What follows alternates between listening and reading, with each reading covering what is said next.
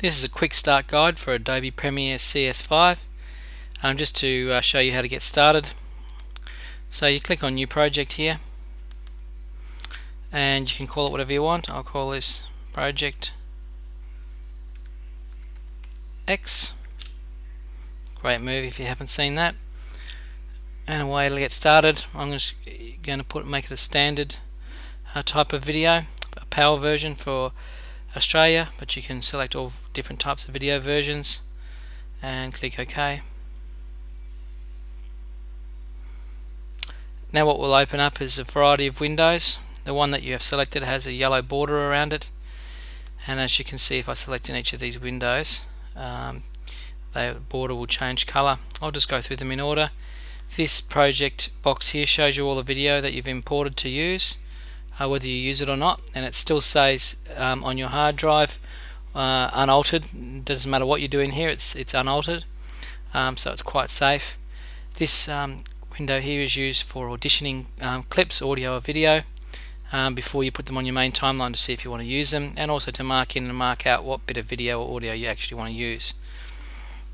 Your main timeline for your project is down here, and as you can see, it's got different video layers and different audio layers. Quite often when you bring the video in, the audio remains inside the video, so you won't see a separate audio layer, but you can actually split them if you want to do further effects, or you want to change the timing of them. Over here is your output window, which actually shows you what your main program is going to look like at the end. And this little box down here, you can bring up a range of things in. I like to put it on the effects, that way I can see what audio and video effects I can use in my project. So I'm going to bring some video in now by control clicking here and importing. You can right click with a Windows machine, I'd presume, and I'm going to select some MP4 video just from a phone, won't be that flash, and wait for it to import, and that should appear on the left hand side.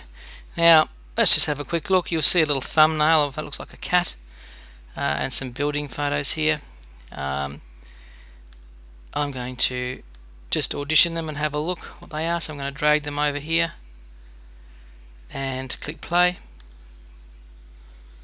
and you can hear there's a very slight amount of audio and that's fine. I do want to use that. If I want to use the whole clip, I just drag it and put it down here in my main timeline, and it has video and audio in it. If I only wanted the video only, I would drag that one. If I just wanted to use the audio, I could drag that down.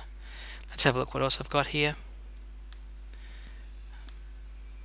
That looks like I've got a door handle opening, so that'd be a good one to go next. Okay, I'll just go back, Control Z. I will actually want to check out what that is, so I'm going to drag it up to here first and just double check what it is. Yep, that's good, so I'll use that. But as you can see, I can actually drag it directly from over here if I wanted to, but I did preview it first, and you can see I've put it in front. I've dragged it in front of this footage. There are other options here of how you drag things over, and you can explore them later. I'm just giving you a real basic guide. So if we were to click play down here on our main timeline now, which you can do just by pressing spacebar to get started, or you can press it over here as well, and you can see now you can see that the footage is very small compared to a regular video because it was made on a mobile phone. So maybe let's have a bit of a play with that. First of all, let's see if we can do some titles. As I said, I don't want to do a lot of things, so we can do some video effects here. Let's see if we've got some titles. Video transitions. I have to actually have a quick look there.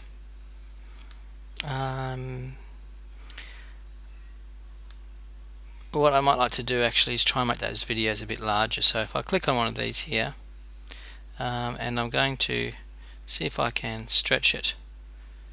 So let's have a look at what effects I've got here under Distort. Magnify, I wonder if that'll do it. So what I can do is I can actually drag that onto the clip, and I can have a look at the effects controls over here, and again you can see my videos there. So let's try have a look at my magnify setting here, and it looks like this only affects, look, as you can see over there, and you can actually change the settings on that if I wanted to highlight something. So it's an interesting effect. I could probably use that in my video if I wanted to really highlight the hand opening. Change the size a bit too. I might move it down a bit. And let's have a look if I was to play that now.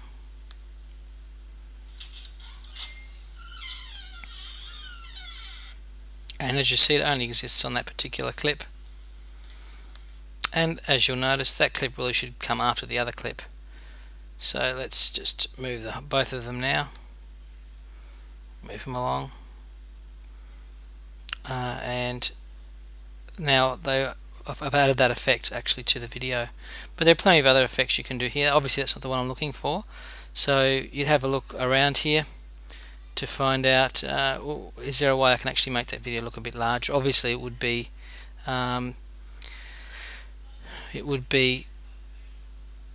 let's have a look at that again.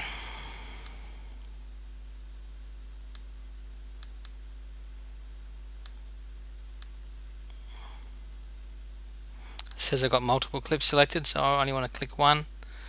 I might be able to affect the scaling of the video here, so let's just have a look at that. I'll scale the whole thing. Let's have a look now.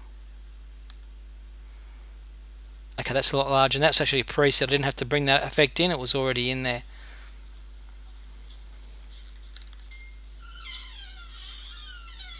Now if I didn't like that second effect, I can go back to that video here,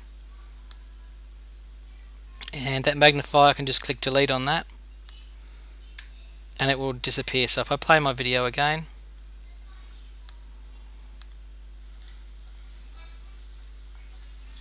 you can see that effect's actually deleted straight away. But I want to stretch that second video too, so it's similar. So I would have to check my settings on the first one. It's 100 scaled 192 times, and I would go back here to my motion effect, scale it 192. Let's have a look. Oh, bit far there.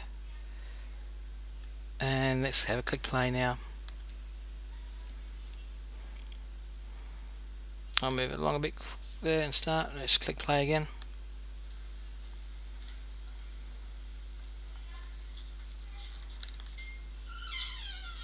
And there we go. Voila!